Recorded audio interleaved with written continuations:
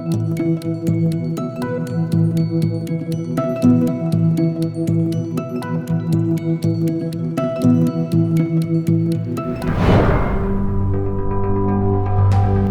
emision mundësohet nga ISP Broadcast.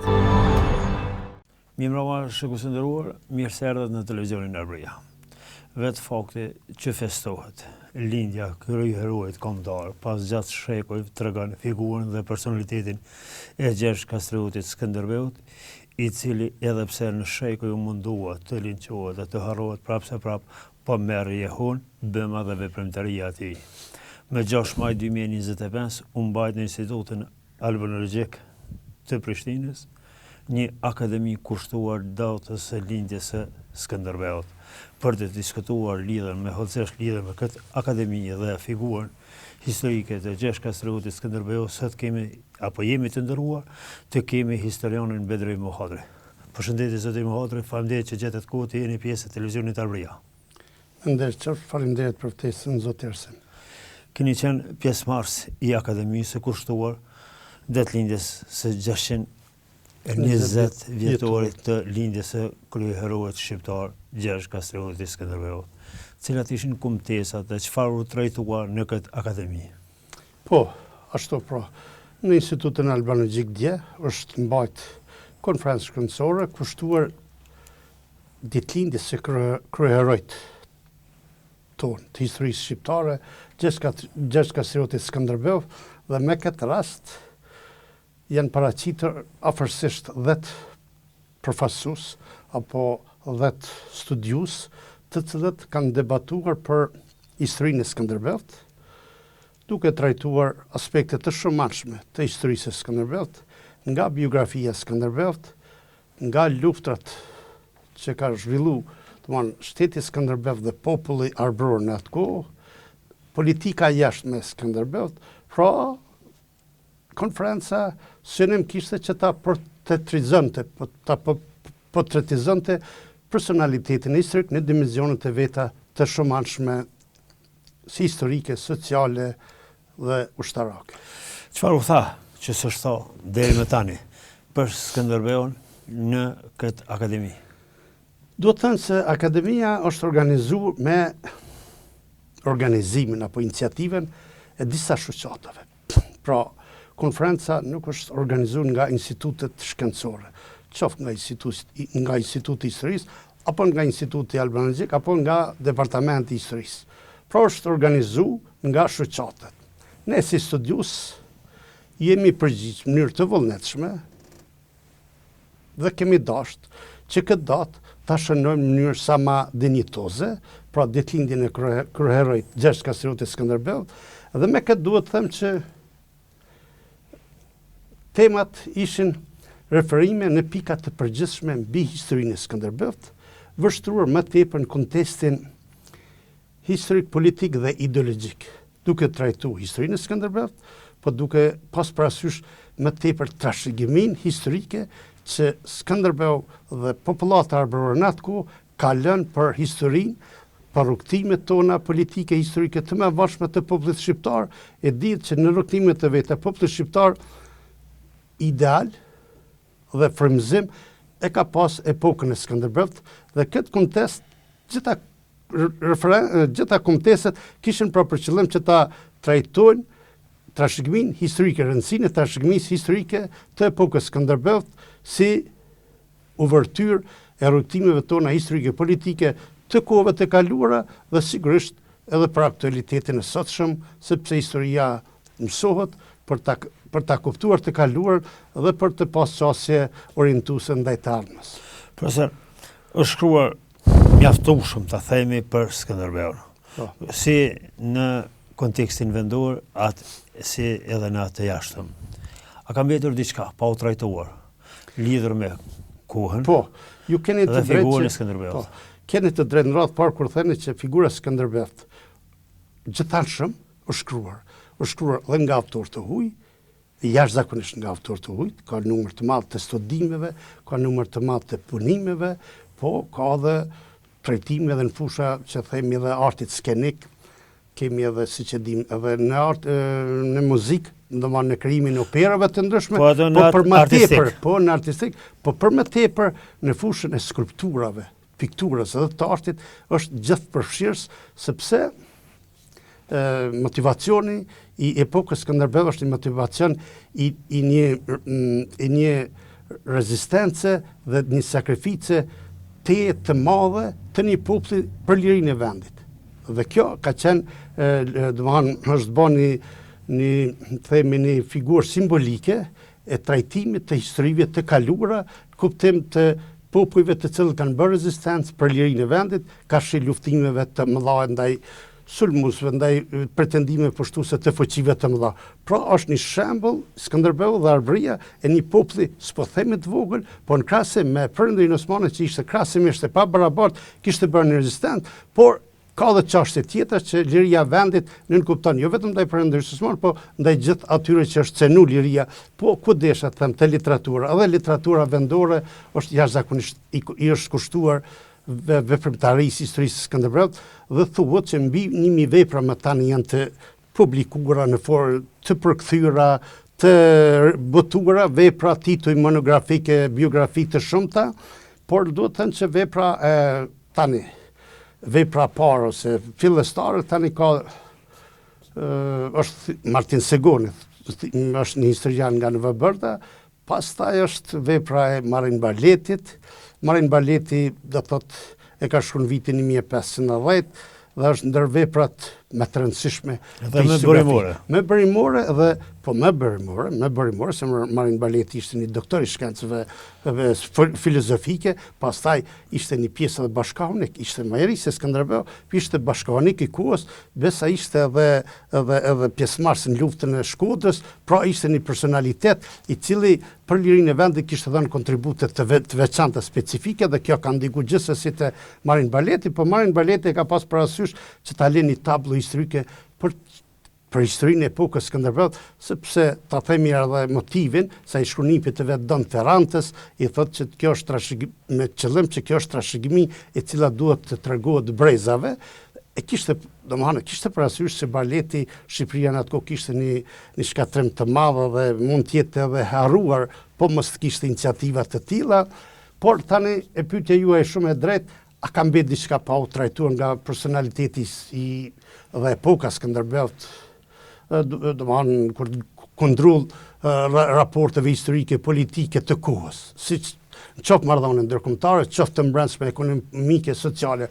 Po, duhet të thënë parë historia shkruhet edhe në asaj asa ka dhe mundësi potenciale dokumenteve, por edhe me ato që sa është arrit deri me tani.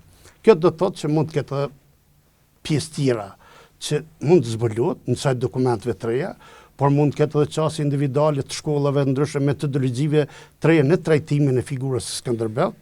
Duhet të thënë kësaj pra, po a ka mbet diçka pa u trajtuar? Duhet të thënë kështu. Janë të dëshmuara rezistencat, lufta që është bërë. Janë të dëshmuara nga Marin Barleti, po nga bërimet osmane, bërimet bizantine, po edhe relacionet e kohës dëshmojnë për luftrat që kanë ndodhur në epokën e Skënderbeut. Kur themi luftrat, që themi na 25 vjeçare me ekspedita të përditshme, këto janë të dëshmuara në kohë edhe në veprim edhe në mënyrë të veprimit. Kjo është pse i përket rezistencës.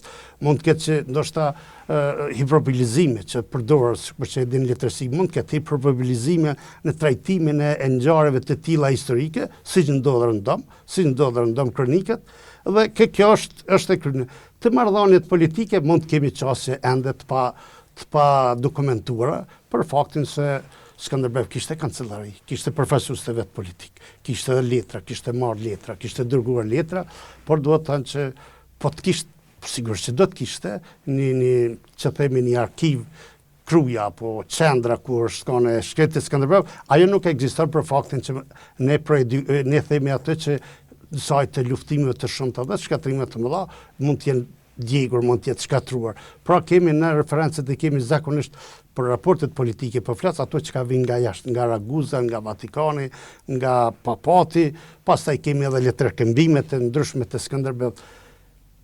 Kur është çështja e trajtimeve të tjera, të mangshme që mund pritet nga Skënderbeu, nga ajo, mund të kemi studimet më të thelluara në kuptimin ekonomik, ku ishte potenciali ekonomik i Arbërisë në atë kohë.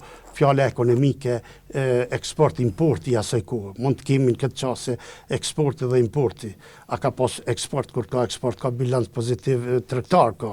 Do të thotë ku është marrja e potenciali më, sepse flitet për një kohë dhe rezistencë, edhe angazhim që do të kërkon të dhe mjete financiare, edhe pse ne e dim që është bën një arke për bashkët e gjithë princerve, po duhet pas parasysh se Arbëria në atë kohë ishte një zhvillum në kuptimin e aristokracisë, elitës ushtarake, por edhe të aspekti religjion që shumë shkohet ka ajo të aspektet religjioze të epokës Skënderbeut dhe Arbërisë. Këto mund të kemi domethënë pikpamje të ndryshme, kuptimin sepse dihet bota krishterë në vitin 1054 ka një ndarje mes vetë ortodoks dhe katolik, kjo ka zgjuar pesh jashtëzakonshme, do thotë regjina në anën Skënderbeu ka dhe historian serb. Nësë mund të më historiografi të uja, ka historian sot serb që mirët me historiografinë e genealogjinë e Skënderbeut dhe nxjerr nga rënja slave.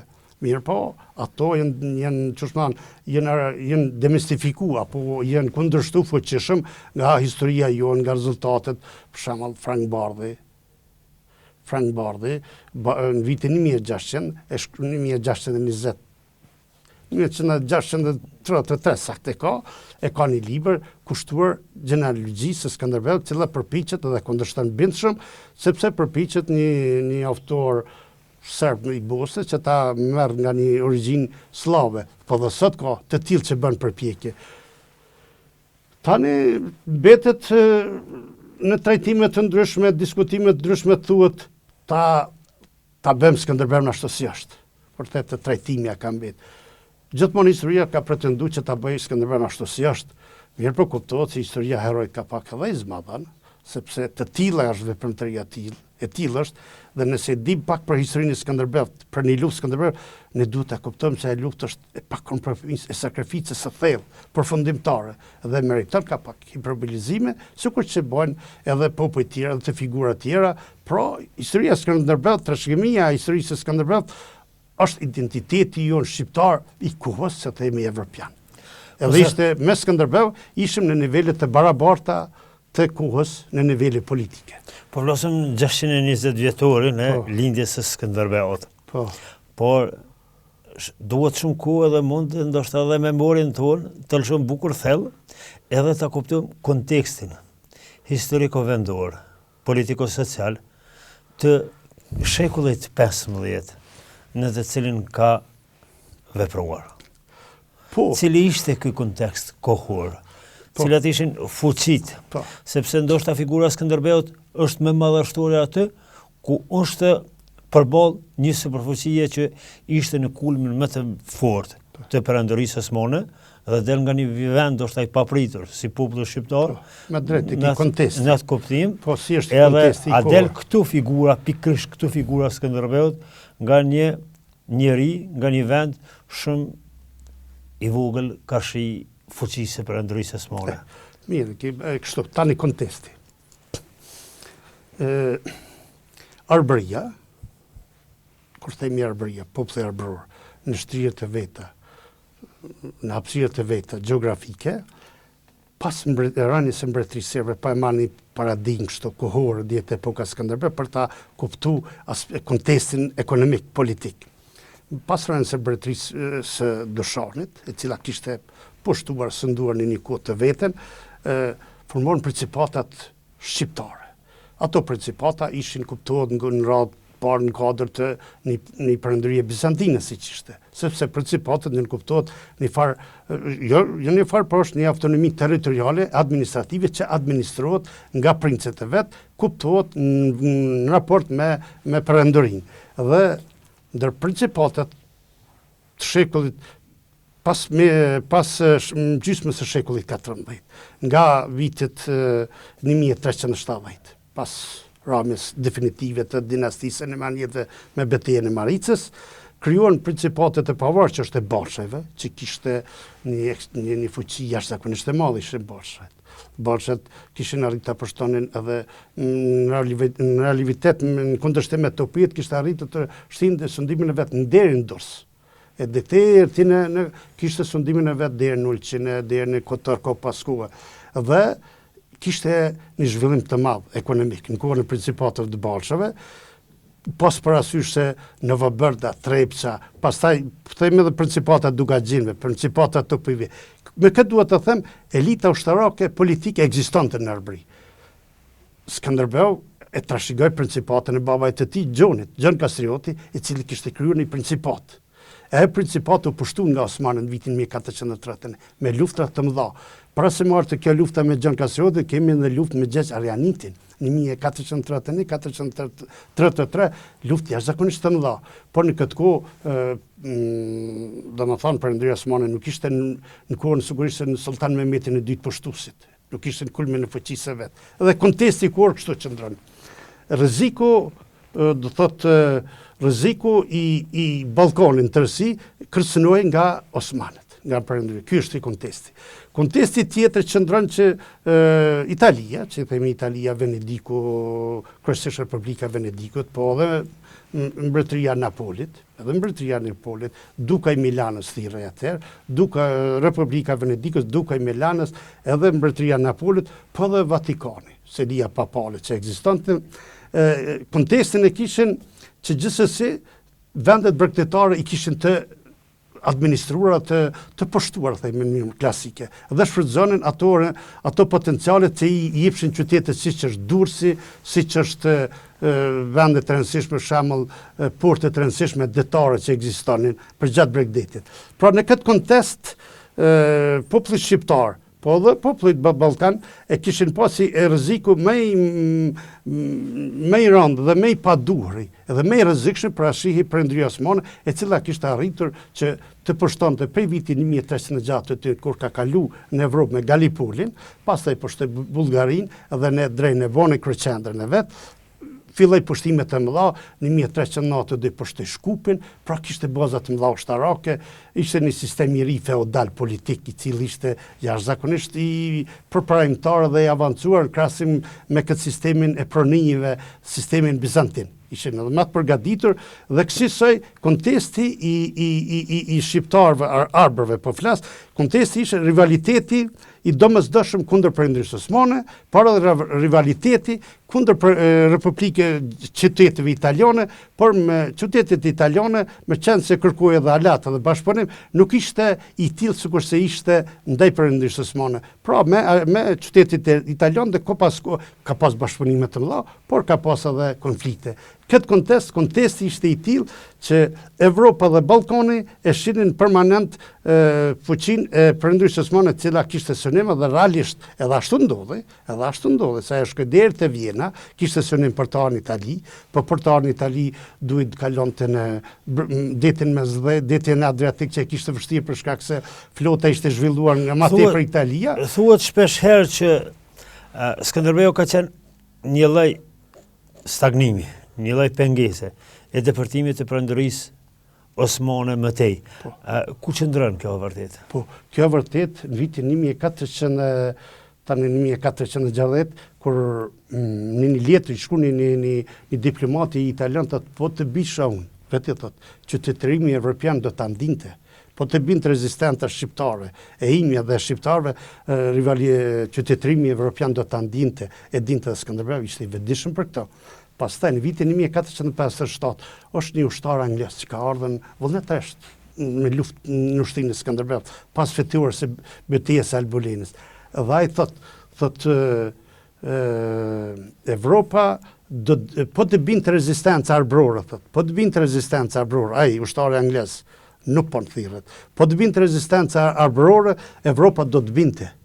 Sepse Evropës i mungon një lider apo një ushtarak i madh i tillë i cili ka potenciale të mëdha. Pra, rezistenca arbrore ishte evidente që pengonte depërtimin Osman, as më tepër kur tani në këtë kohë jo në Shuniadi që ishte një ushtarak i madh, ishte i vdekur, nuk ishte i gjallë, pra ishte i vdekur në 1450 tash s'po di saktë, po ishte mbet vetëm Skënderbeu, themi si kryeheroj i një mundësie të rezistencës aktive ndaj Perëndisë Osmane. Edhe për këto ka qenë edhe letrat e papës, papa që e shpoll atlet, themi e shpall kapiten të shkallës së lartë të Vatikanit, general kështu, edhe përkthehet si atleta Krishti që asi, edhe ai thot jam i njoftuar thot për dëmet të mëdha që po i pëson arbëria. Por e lavdon rezistencën edhe për krah këtë rezistencë, edhe do të kemi edhe bashkëpunime të tilla. Pra, kontesti i tillë ishte që rezistenca shqiptare domosdoshmë kishte ndikuar jashtëzakonisht madh, dhe thuhet se edhe Sultan Murati kishte pësuar një depresion të madh, i cili nuk arrinte ta pushtonte kryen pas 3 rrethime të mëdha, nuk arrinte ta pushtonte kryen, dhe me vdekjen e Skënderbeut ata kanë menduar që tani më është rruga shumë e hapur edhe e lehtë për kështu edhe më shumë nga viset evropian, por duhet të themi që edhe ka tjetër mos ta hiperbolizojmë. Perëndia Osmane bënte luftën kryes mundte, po Perëndia Osmane pushtonte territorë të tjera, kishte pushtuar Serbinë në 1459, binte despotati serb, pra nuk ishte ngujuar vetëm te Kruja, por ishte një rezistencë pa kalueshme, e cila do si do në planë strategjike kërkonte që ky territor të mos jetë prapatoke i rrezikshëm. Pra kësaj Perëndia Osmane nuk ka mbetë në Kruj, ka mbetë luftime, ka zhvilluar edhe Nazi, ka pushtuar edhe Bosnën, ka pushtuar edhe despotatin e Serbisë vitin 459, edhe këtu tani është rëndësia madhe. Përderisa shtetet tjera, themin despotatet Ballkanit bin një nga një. Rezistenca shqiptare ishte ajo aktivja në këtë kohë edhe ishte ekzistuese. Kësaj. E tham që është shkruar mjaftueshëm për Skënderbeun edhe për shumë gjëra të tjera. Tani çka e veçan figurën e Skënderbeut për faktin që e shohëm një rezistencë 25 vjeçare. Një rezistencë në atë mundësinë e vet, edhe në territorin e vet, që ka qenë e papushtueshme, pa marrë parasysh fuqia Perëndisë Osmane që ka vepruar edhe në anët e tjera, por si ka dalur konkluzioni historik për figurën e Skënderbeut, për rezistencën e Skënderbeut për 25 vite në këtë rezistencë. Çfarë ka bërë të papushtueshëm për këto 25 vite? Radh parë, unë të thash, elita ushtarake politike ishte formuar në trevat arbëror, pas rarë se mbretërisë serbe. Dhe kjo dëshmohet për shembull se tani eksporti dhe importi ishte jashtëzakonisht i madh. Kishte eksport të dritet, po edhe xhejet që në eksploatunin më shumë të madhe ishin zhvilluar qytetet. Qytetet ishin urbane në këtë kohë. Qyteti mjaft urbane, Shkodra, Drishti, Durrësi nuk ishte pjesë e Skënderbeut, ishte pjesë e Venedikut, po tani prapa tokë është në pyetje se kur keni qytet zhvilluar brenda ki edhe hinterlandin që thuhet rreth e përçak, keni fshatarësi, keni asi. Edhe tani sigurisht që në momente historike duhet t'jesh edhe ta shfrytëzosh momentin.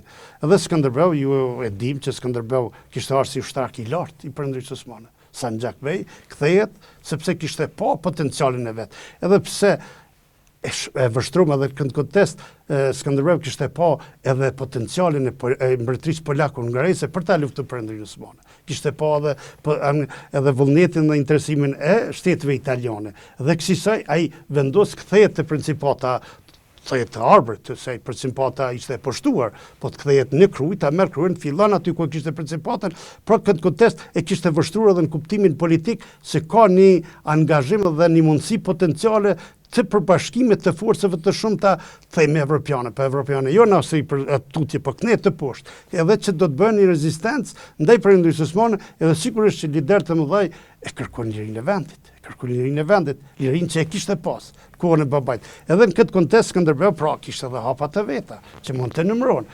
Kuvendi i Lezhës është një bashkim i princerëve, por jo bashkim mekanik, po bashkim i sistemit politik institucional, që do të thotë, kishin bërë bashkimin, po pastaj në rrjedhët e veta të kërkesave të kohës, ai bashkim decentralizohet, se ishin në radhë ishin centralizuese, secili kishte pavarësinë e vet, Dugaxhinët, Topijat, Muzakët, kishin pavarësinë e mirë, por në rrugtim e sipër ky decentralizohet, ky centralizimi i tyre i pushtetit dhe bëhet një unisim i fuqisë politiko-ushtarake të Skënderbeut. Edhe këto dëshmon është genealogjia Muzakëve, ai shkon keq për Skënderbeun, se thotë na i merrte pronat. pronët e mia të mëdha, po i merrte pronët sepse i ushtarakëve, i të njerëzve të cilët ishin meritor dhe të duhur për rezistent. Pra një faktor i brendshëm potencial kishte arritur që ta përbashkonte frymën, lirinë apo rrugtimin e vet 100 vjeçar të Arbërisë, e cila kishte formuar në forma të veta lirshëm, themi, kishte një pranvarësi, po edhe kishte një kontroll të kohës politike, ishte disponimi në atë kohë, në vitet 1450, ishte një disponim jashtëzakonisht i madh për luftë, e sigurisht ka qenë i shtyrë nga papati, se kishte një interes në vend të bëjnë një rezistencë madh. Kjo ka ndodhur deri në vitin 1462. Nga vitin 1462, interesimi duhet tani papati dhe Venedikut bie tej mase, sepse shihet se tani është e pamundshme të përballohet Sultan Mehmeti II që thuhet përshtuesi, por ata ishin të interesuar që në fundet rezistenca të mbetej, po jo që ta zbrapsin Perëndrinë Osmane tej për tej. Si sa nëse po. Skënderbeu, po flasim gjithmonë në aspektet historike. Po. Është parë si pres, si luftetar, si strateg, si diplomat. Cili ky epitet i shkon më së shumti figurës së Skënderbeut? Skënderbeu shkon në 2 herë shkon në Vatikan. Po marrë kështu të Selia papës. Edhe befasohen ata, domethënë këshilltarët dhe stafi kori i tillë, kur thot fliste bukur italisht. Fliste bukur italisht. Skënderbeu llogaritet se fliste bukur 4 gjuhë. Gjuhën slav, italisht, greqishten, edhe turqishten. I fliste bukur. Nuk i kishte problem. Pra në kuptimin e diplomatit gjithsesi, kishte edhe strukturat e veta diplomatike, kishte përfaqësues të vet diplomatik, kishte noterët e vet. Po figura gjeneroze e Skënderbeut është aftësia e tij ushtarake politike. Dihet se Skënderbeu në rini ishte marrë i Çolgan apo Jeniçer, ishte rekrutuar në ushtrinë e Qerë Perëndrisë Osmane. Dhe ai kishte luftuar në kuadër të ushtrisë osmane në luftra të ndryshme ballkanike dhe ishte pa potenciali i tij ushtarak, edhe osmanët e quajnë Iskender. Jo pse është në kuptimin po themi se po për shkak që doin të atribuojnë emrin e Aleksandrit të Madh. Dokumentet osmane e quajnë Gjesh Kastrioti Iskenderia që shkruhet. Ajo i bjen Osman, ajo diminutiv i emrit Aleksandr. Pra, gjeneroziteti i tij qëndron të potenciali i tij jashtëzakonshëm ushtarak edhe politik. Dhe kësaj Skënderbeu shkruan edhe Barleti, nuk ishte princi thjesht nga tendat. Skënderbeu ishte princ ushtarak i cili vërshonte në çdo betejë në mënyrë të drejtë për drejtë, sikur që e përshkruan Marin Barleti, po sigurisht edhe të tilla do të ishte se përshkruan edhe dokumentet osmane kur sulmet e forrishme të Skënderbeut në formën imobile, të lëvizshme, këtu atje, domethënë në forma imobile, jo të statike, po të lëvizshme. Edhe zakonisht e bënte luftën jashtë kalas Skënderbeu. Kishte brenda pra ishte potenciali i vet ushtarak, politik, por edhe duhet të themi kishte edhe një trashëgimi të pasur, të tillë nga baba i vet Gjon Kastrioti. U përmendet se Gjon Kastrioti ta themi kishte principatën e vet të Arbërit. Eksakt. Po. E përmendet edhe ju letërkombime dikon shkruan kronikat që janë të njëjtat gjëra. Po. Ai ndalën në dritë. Po. Apo kanë humbur këtu. Si është shkruar në këto letërkombime në cilën gjuhë? Po. Shkruhet. Po, sepse po. Ndoshta si dëshmi mirën në kronikat e Skënderbeut që nuk specifikohen si janë shkruar. Kanë mundur të janë të shkruar në gjuhën shqipe, në latinë, turke apo çka. Të gjitha themi në gjuhën shqipe skemi. Kjo është. Në gjuhën shqipe skemi. Po kjo është hendikepi, themi që po tani shtrohet pyetja formula bagëzimit të vitin 1406 e kohës së Skënderbeut, kur shkruan un bagëzën emrin bie tot. Edhe natyra është e tillë që është kaos e nuk kemi mundësi me pas gjuhën latine priftin, po e bëm në gjuhën tonë shqipe që e dim, gjuhën atmet, gjuhën e vet. Edhe themi që gjuha shqipe është fol. Brokarti që është 1400 në mesën e shekullit 15. 1332. Apo Brokardi, ajo është lingua Albania, që është një autor Raguzan që thot, unë kam dëgjuar lingua Albania, gjuha shqipe, po Brokardi thot, flasin gjuhë shqipe, por shkruajnë gjuhë latine. Tani kjo është letërkëmbimet e Skënderbeut apo kronikat e Skënderbeut. Profesor, Ajo ka munguar. Që unë përmendin një letër këmbim për shembull. Që përmendin me Skënderber në vitin 1461 shkon te Alfonsi mbretëria aragonese në Itali, Napoli, për ta ndihmuar, kishte aleat ushtarak, ishte në krizë. Don Ferrante, biri i mbretit aragones Napolit V, Don Ferrante ishte në një krizë. Edhe ky shkonte atje. Por rezistenca që i paraqitet Don Ferrantes atje, i shkruan një letër Skënderbeut dhe i thonë mos eja këto, thotë, se ushtria jote, kalorësia jote është e vogël, do të pësë shumë vjetë të mëdha. Letra ati. Skënderbeu përgjigjet me letër, tash korrespondenca Skënderbeut, që kishte qartë, në qoftë se kronikat tona nuk gënjen, thot populli im e Piritas, sa i qunë të vetën e Piritas, thot në qoftë se kronikat tona nuk gënjen, populli im e Piritas kishte zbarkuar në vendin e juaj dhe me sukses kishte përballuar betejën. Fjala është për Pirra, mbreti i Mallas, i cili kishte shkuar në luftë atje në Itali dhe kishte bërë lufta vdekje, që do të fitoria Pirrës. Po, betejat e kishte fituar, po lufta ishte humbur sepse Pirra kishte një ushtri e cila paksoi, sepse Roma din që Roma gjithkohë bënte luftë, po jo në Romë. Gjithkohë bënte luftë, po jo në Romë. Në Roma nuk mund të pushtohej, ajo bënte luftë anësh, po Roma mbetej pa pushtuar gjithherë. E si kësaj, kjo është letër kombimi. Pastaj Skënderbeu ka dokumente me Raguzën, se Skënderbeu kishte edhe thesaren. Thesaren pasurisë kishte, domethënë trezor, thesaren kishte ku i runte parat, shumë të thonë, qarkullimi bankar e kishte në Raguzë, sepse ishte vendi i sigurt, se Republika e Raguzës ishte një republik status e tillë që nuk sulmuej nga Perëndria Osmane, as nga ishte një status neutral i sigurt. Pastaj kemi letërkëmbime të membret të ndryshëm, Skënderbeu i fton edhe princet e vet, kishte edhe marrëdhënie, domethënë aleate. Kemi me tani kishim edhe me hungarezët, me Janusz Hunhadin, kishim tentativa për bashkim të forcave, e kësaj, po në gjuhën shqipe nuk kemi. Kjo ishte pyetja. Po flasim pas 6 shekujve më shumë për figurën e Skënderbeut, e përmendëm edhe më herët, shkrime të shumta, opinione, mendime, shpeshherë të qëllimshme dhe të paqëllimshme, shkrime tendencioze, reale, faktike, historike, edhe shumë tjera.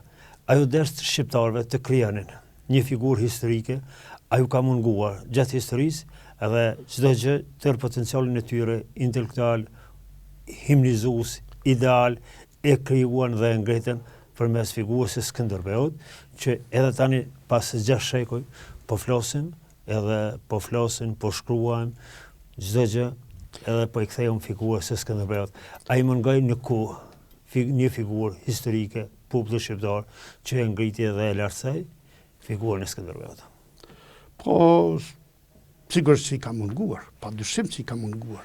Nëse jo, po pse jo të mos ta kemi një tentativa për përpjekje kaq për masave të tilla për popullin shqiptar që ta ketë pavarësinë krahas shteteve tjera. Ne dimë që kombi shqiptar apo shteti shqiptar formohet me vonë si shtete tjera, Ballkane, po flasim gjithnjë. Kjo sigurisht është dhe pasojë edhe subjektivitetit tonë, aspekti subjektiv, do thotë brenda, sigurisht që janë edhe rrethana objektive që se kanë mundsuar një gjë të tillë, por duhet të thënë që trashëgimia Skënderbeut, vepra Marin Barletit, Dimitër Frangë kishte shkruar vepra, kishte shkruar bijemje, kishte shkruar autor të shumë të huaj, domthonë trashëgimia historike e Skënderbeut, dëbëmat e Skënderbeut dhe historia lavdishme. Ajo është nxjerrë, si themi, është vënë pa në momentin kur krijohet edhe elita e kombëtare, elita e rilindjes kombëtare. Edhe din që rilindasit tonë na infrashi, Sami Frashi, Vasë Pasha, gjithë. E nxjerrën figurën e Skënderbeut për të bërë Shqipërinë. Për ta bërë Shqipërinë, po më radh parë për ta bërë ideologjinë e Shqipërisë, për ta bindur popullin që ky popull e meriton lirinë, edhe për t'i bindur aleatët që ky popull e meriton lirinë për shkak të figurës historike të Skënderbeut, edhe në këtë formë u ngrit platforma ideologjike. Edhe domthonë Skënderbeu ishte, që themi, filiale ose më thënën brumi kryesor rreth së cilës bëjnë një platformë ideologjike për shërim në kohën e Perëndrisë Osmane. Dhe kësaj në kohën e rinjtjes kombëtare Skënderbeu u themi u ringjall. Frima Skënderbeu trashëgimia u shpërnda në popull, u bë mjet informimi, mjet i propagandës për popullatën shqiptare, e cila e përfaqësoi, sepse Skënderbeu është rast unik i një lufte të pakompromis. Historia shqiptare kishte edhe mbretër tjerë. Kishte mbretët e Dardanise, format të ndryshme në Keleve, Taulanta, Ardiani, e Teuta, kishte edhe mbretët të tjerë. Kuptimin e një historie të lashme, një vjeçare tonën. Po Skënderbeu gjithsesi ishte më figura më unifikuese, më reprezentative e një historisë shqiptare, edhe u shfrytzuar në mënyrë jashtëzakonisht të suksesshëm nga rilindaset, qoftë në formën e prosës, qoftë në formën e poezive. Dhe kësaj Skënderbeu themi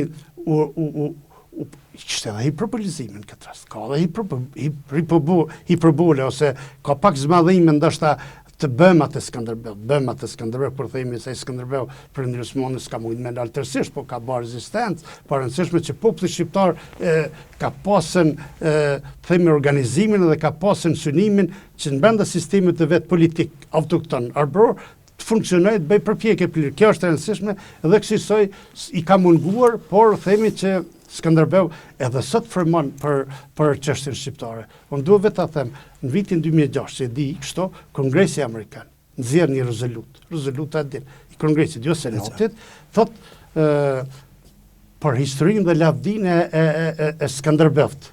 Thotë Evropa duhet të insistojë Shqipëria të hyjë në NATO. Ashtu 2006.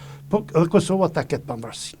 Sot Skënderbeu është anekant sheshave, bulevardëve, si personalitet jo historik shqiptar, po si personalitet historik i rëndësishëm evropian, në të drejtat e veta historike politike. Nuk ishte pra një sundimtar shkatrus, nuk ishte një sundimtar që kishte bërë një perëndëri dhe donte ta zgjeronte perëndërinë për interesat e veta, por ishte një sundimtar i cili arriti që me sukses të krijonte një luftë të arsyeshme për popullin e vet në bashkëpunim me aleatët e vet të mundshëm. Profesor, edhe për fund, figura Skënderbeut, personaliteti Skënderbeut, apo ik nga rrofshi historik dhe po ka lënë atë mitik? Shqo, tani ka dhe shkrimet shumëta.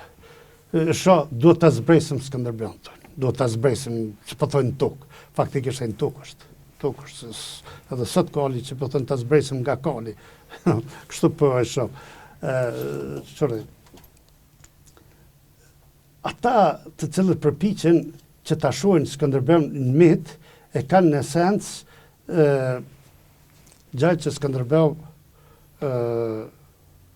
radh parë nuk e ka pas atë mundësi të madhe ushtarake të bënte gjithë këto të bëma. Na i arsitum ato. Pastaj mund të flitet që dhe Skënderbeu kuptimin e nacional të shkopët. Sa ishte e vërtet nacionalizmin në këtë pyetje. Po themi nacionalizëm për brenda etnisë, ose sa ishte etnik për popullin etnik. Edhe kjo nuk qëndron, sa ai kishte thirr kuvendi, unë kam thënë në debate të tjera, kur i thirr princit, ai thirr princit që flasin shqip. Ai kishte me edhe me Brankovicit. Gjergj Brankovicin e kishte Baxhanak. Donika me Angelinin në motra. I kishte thirr Cernovicet se ishte Cernovicet në atë ku ishin arbror, kjo s'ka dilim. Prej Ulqinet e Tivaret e Kotoret ta ishin arbror, kjo ishte nuk ka Diokleja, ishte shumë e qartë ajo punë. Dhe kësaj në kuptimin etnik nacional, Skënderbeu ishte për etnin, për popullin e vet. Për një popull, jo vetë për një principat veten, sikur që thotë Tani Shmiti këto thotë se ai ka vetëm për principatën e babës së vet. Edhe bëni një luftë, themi, u hyni në një luftë fshatareske, thotë ashtu. Ashtu thotë. Po, edhe në kuptimin etnik nacional ekzistonte. Tani ka për të kom s'ka atëherë. Nuk po themi që ka kom, po ka shtete. Shteti është administrimi apo mund për të administru vetveten, shteti për të administru vetveten edhe për të prosperu veten.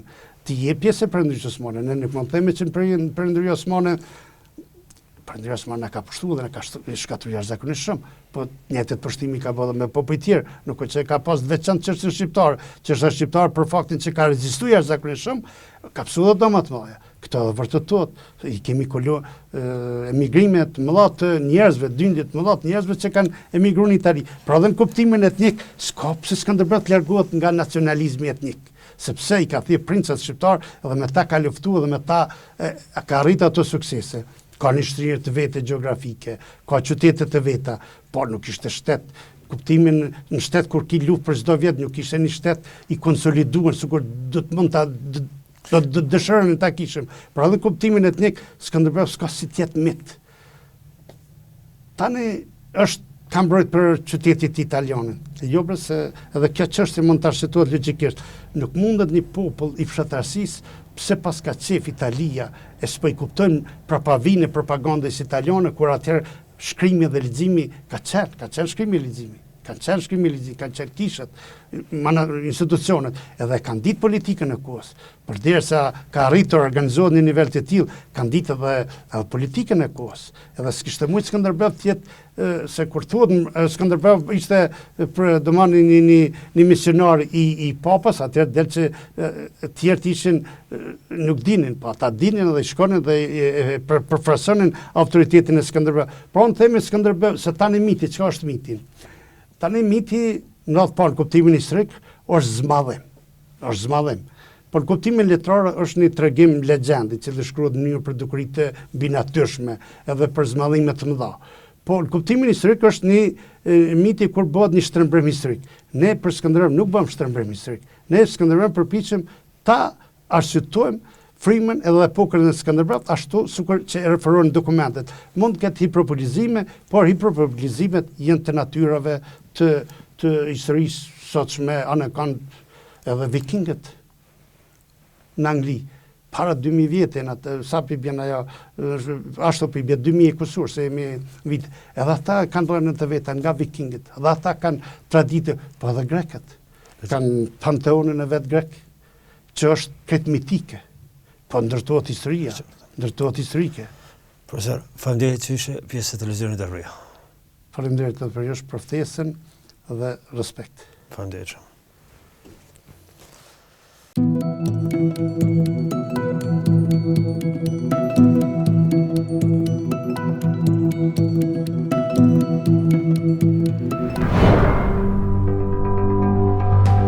Ky emision mundësohet nga ISP Broadcast.